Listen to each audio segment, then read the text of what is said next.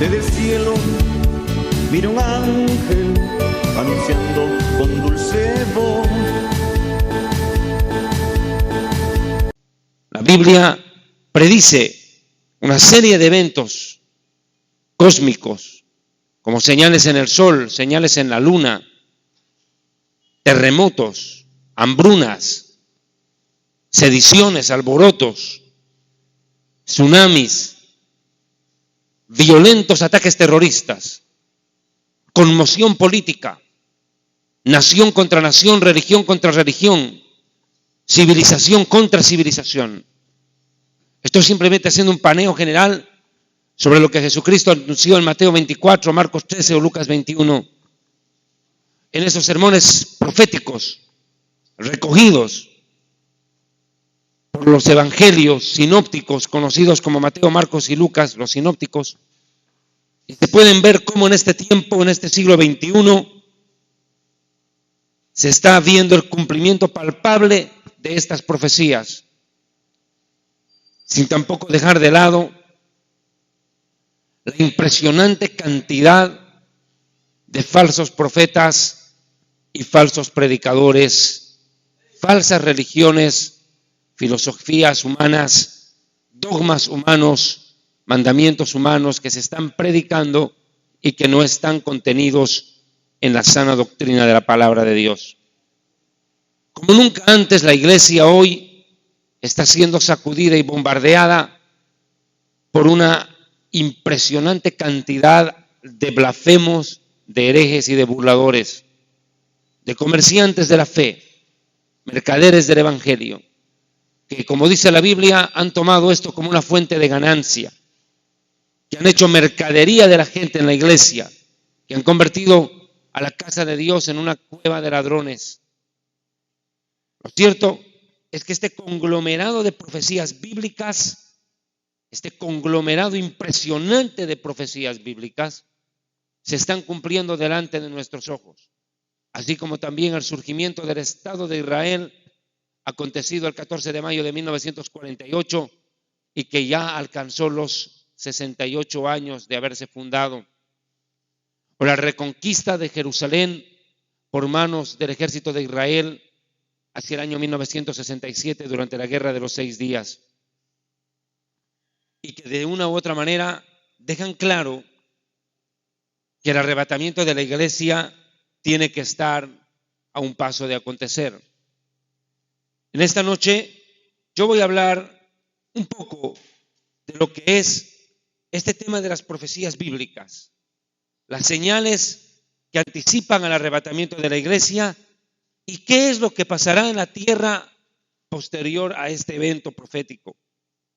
Muchos lo llaman el rapto de la iglesia. En honor a la verdad, no es el término más correcto, porque en ningún momento aparece la palabra rapto como tal, sino la palabra griega arpazo, que significa tomar de golpe y que se traduce como arrebatar o arrebatamiento, que es la palabra más propia que el mismísimo apóstol Pablo le dio, ¿verdad?, en su libro de Primera Tesalonicenses.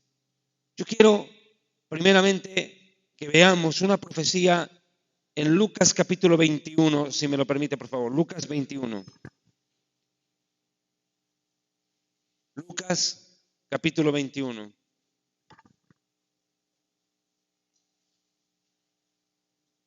Lucas 21, hablando acerca de las finales del final de los tiempos.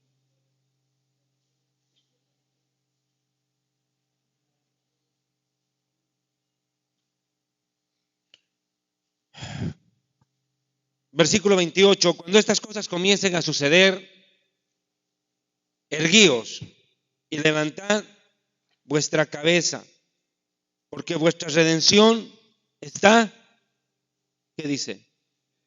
Les pido por favor que pronuncien en voz alta. ¿Qué dice? Está cerca.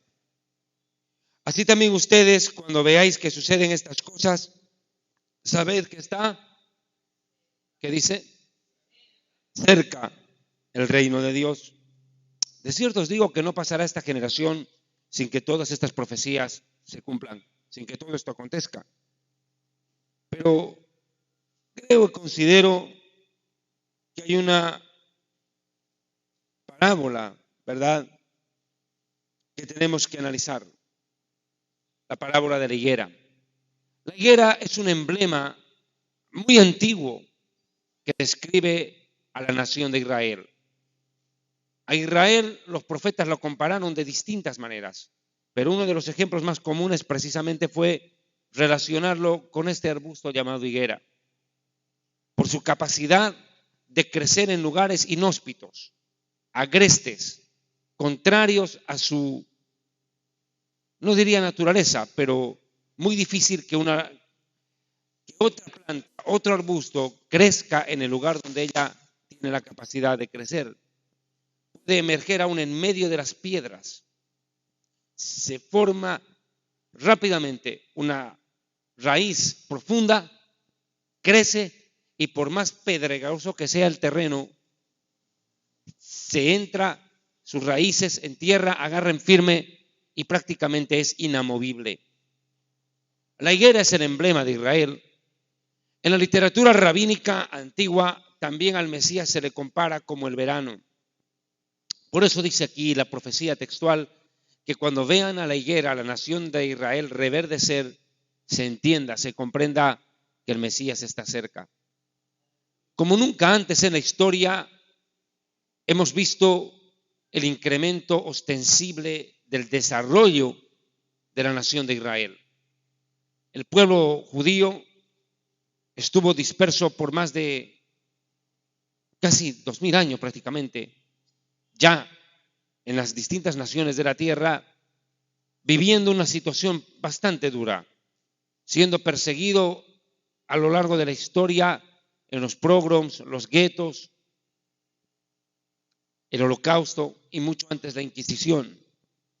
Pero no obstante a ello, el pueblo judío sobrevivió las más terribles persecuciones de la historia. Sobrevivió a momentos que tal vez otro país, otro pueblo no hubiera podido vencer. Hasta que llega 1948 y ese 14 de mayo entra en la historia de la humanidad entera. Israel emerge como nación. Se declara la independencia de un moderno Estado de Israel. Y Jesucristo había hablado de este evento. No solo él, Isaías, Jeremías, Ezequiel y los profetas menores como Ageo, Zacarías, Habacuc y otros más, habían descrito, presagiado que en el final de los tiempos la nación de Israel sería levantada de nuevo como un poderoso país, pero también en medio de un vecindario muy agreste, pedregoso. Y hablo acerca del pueblo árabe, el pueblo descendiente de Ismael, el otro hijo de Abraham. Israel entonces desarrolla su historia a lo largo de estos años en medio de un mundo hostil, de un vecindario muy complicado.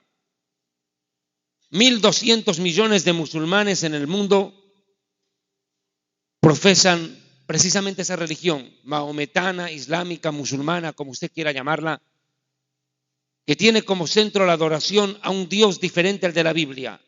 A ese Dios lo llaman Alá. Ese Dios no es el mismo Dios bíblico, por si acaso. En investigaciones muy antiguas y de las cuales hice una profunda recopilación en mi libro Jerusalén y la Tierra Prometida y muchos otros libros, obviamente, de la historia, se demuestra que este Dios Alá, al cual adoran los musulmanes, no es otra cosa que el Dios Baal, ese Dios antiguo contra el cual los profetas de la Biblia combatieron, como Elías, por ejemplo. Lo cierto es que para Israel no fue fácil a lo largo de estos años convivir con un pueblo cuya religión busca el exterminio de la nación judía.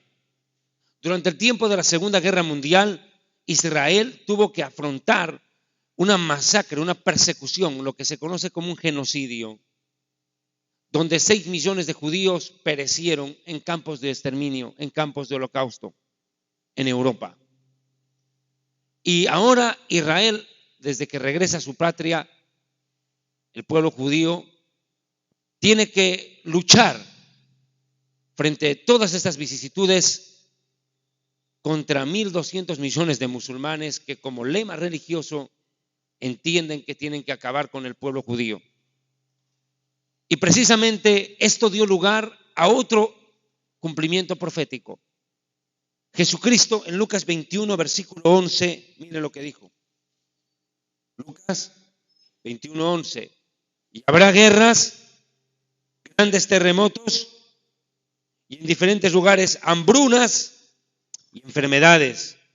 Y habrá terror. Esta palabra terror que aparece en este pasaje bíblico es una palabra griega utilizada en el Nuevo Testamento original, cuya descripción es terror provocado contra la multitud. La palabra griega es akatastasias. Esta palabra significa pánico infundido contra la multitud, contra la muchedumbre. Hoy en día, si hay una palabra utilizada en los medios de comunicación, precisamente es terrorismo. Y la mayoría de los actos terroristas que se están perpetrando en el mundo hoy no son por razones políticas, como pudieron haber sido en su debido momento en algunos países, y quieras o no, también lo son, como en Colombia, donde el narcoterrorismo existe. Pero hoy en día, básicamente el terrorismo está ligado al Medio Oriente, está ligado a la religión islámica, que en sus dos facciones, porque los musulmanes están divididos en dos grupos, los sunitas y los chiitas que son un tanto más conservadores y son la mayoría de los países árabes, y los chiitas, que son pocos países, pero sin embargo son los más violentos, como Siria o Irán. Todos estos dos grupos, con sus distintas facciones, persiguen un objetivo común: que Israel desaparezca. Y no han extremado recursos, índole económico o de distinta facción o categoría, con tal de hacer sentir su odio, su animadversión y su deseo de exterminio contra el pueblo de Israel. Y esto es algo que la prensa todos los días lo retrata, aunque debo ser sincero, la mayoría de los medios de comunicación describen este conflicto del Medio Oriente de una manera sesgada y malintencionada, donde presentan a Israel como un pueblo invasor, agresor y asesino, cuando en honor a la verdad, hoy en día estamos viendo cómo cada día se descubren túneles donde se almacenan armamentos del más alto nivel y calibre en colegios y hospitales en el territorio palestino. Y eso deja entrever, sinceramente, que lo que están mostrando los medios de comunicación al mundo entero no es toda la verdad. Y se ha podido comprobar en los últimos conflictos que se han desarrollado, por ejemplo, contra el grupo terrorista Hezbollah en el Líbano o contra el Hamas que está en la Franja de Gaza. Pero sin duda alguna, para Israel no ha sido sencillo esta situación. Pero de todos modos, Israel ha logrado establecerse, ha logrado asentarse. Y si hay una profecía que yo quisiera compartir con ustedes, es la que da el profeta Amós. Vea el libro del profeta Amós, capítulo 9. Libro del profeta Amós. Amós está, por si acaso, después de Joel. Daniel, Oseas, Joel y Amós. Amós, capítulo último, capítulo 9. Versículo, dice el Señor, 14. Y traeré del cautiverio, de la dispersión, de la esclavitud a mi pueblo Israel, de esa esclavitud espiritual que vivió la nación de Israel en medio de las naciones. Y también una total diáspora, ¿verdad? Dispersión del pueblo judío en distintos países del mundo, porque en honor a la verdad, no hay país en la tierra donde no haya presencia judía. Las naciones del mundo son testigos en medio de su territorio de la existencia del pueblo judío, conviviendo con ellos desde hace siglos atrás. Pero ese destierro tenía que terminar en algún momento. Y termina en 1948 cuando flamea la bandera de Israel ante el mundo y los judíos comienzan a retornar a la tierra prometida, cumpliendo las palabras aquí dichas. Traeré del cautiverio a mi pueblo Israel, edificarán ellos las ciudades asoladas y habitarán en ellas. Plantarán viñas y beberán el vino de ellas, harán huertos y comerán el fruto de ellos. Pues yo los plantaré sobre su tierra y nunca más serán arrancados de su tierra que yo les di, ha dicho el Señor. Dios promete que el pueblo judío regresaría para quedarse en el Medio Oriente. Y eso es lo que ha pasado. Aunque las Naciones Unidas, aunque el mundo árabe combata contra esta verdad, la presencia judía en el Medio Oriente va a ser hasta el final. No van a poder arrancar al pueblo judío de la tierra donde Dios le ha plantado. Esta profecía bíblica es contundente y se repite en distintas palabras a lo largo de todos los libros proféticos de la Escritura, donde se asegura y se promete que la nación de Israel viviría en el final de los tiempos en el mismo territorio donde vivieron nuestros ancestros. Y digo nuestros porque quienes tenemos sangre judía conocemos que nuestros antepasados surgieron y vinieron de Israel a distintas latitudes. Lo cierto es que Israel está siendo en este tiempo restaurado a partir de 1948 físicamente como nación. Israel regresa a ser país, vuelve a ser nación. Tenga bondad de despertarle al que está durmiendo allá, por favor.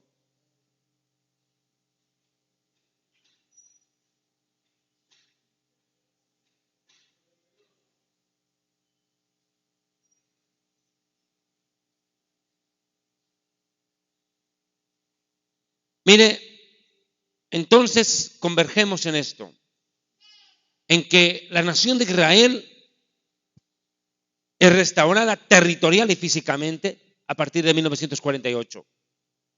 Pero a su vez Israel vive una segunda etapa de su restauración y es una restauración espiritual.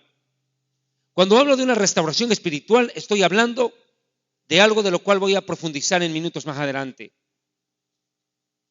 De la conversión, lo que en el hebreo se llama teshuvá, regresar a, volver a Dios. De la conversión de judíos en cantidades al Mesías, que es algo que no se había visto durante siglos en la cantidad en la que estamos viendo hoy. El movimiento judeo mesiánico ha crecido en el mundo, aunque también tengo que ser muy sincero en esto. También hay falsos judíos mesiánicos, evangélicos que vienen del catolicismo, que fueron testigos de Jehová, mormones, fueron luego evangélicos, luego dice que se declararon judíos y bueno, armaron toda una serie de enredos y por cierto que tienen consigo una teología equivocada, errada, totalmente diferente a la que un judío verdadero que cree en Jesús profesa. Por ejemplo, hoy en día dentro de esos grupos peligrosamente que se han enquistado en muchas iglesias, por ejemplo, están judíos, entre comillas, evangélicos que se declaran judíos, que quieren vivir como judíos, que visten como judíos, que creen ser judíos y que quieren hacer creer a otros que son judíos. Y, por ejemplo, declaran que Jesucristo no es Dios. Declaran que Jesucristo pues era simplemente el Mesías, pero no tenía un carácter divino. O por ejemplo, profesan que el Espíritu Santo es energía. Usted me dirá, pero eso me suena a testigo de Jehová. Sí, tienen la misma doctrina. Y es triste, es lamentable. Su teología es equivocada, pero independientemente a ellos, hablemos de los verdaderos judíos que han llegado a creer en Jesús como Mesías. Que como nunca en este tiempo, cientos de judíos en distintas latitudes están reconociendo que el Mesías ya vino. No es que recién va a venir, no, ya vino.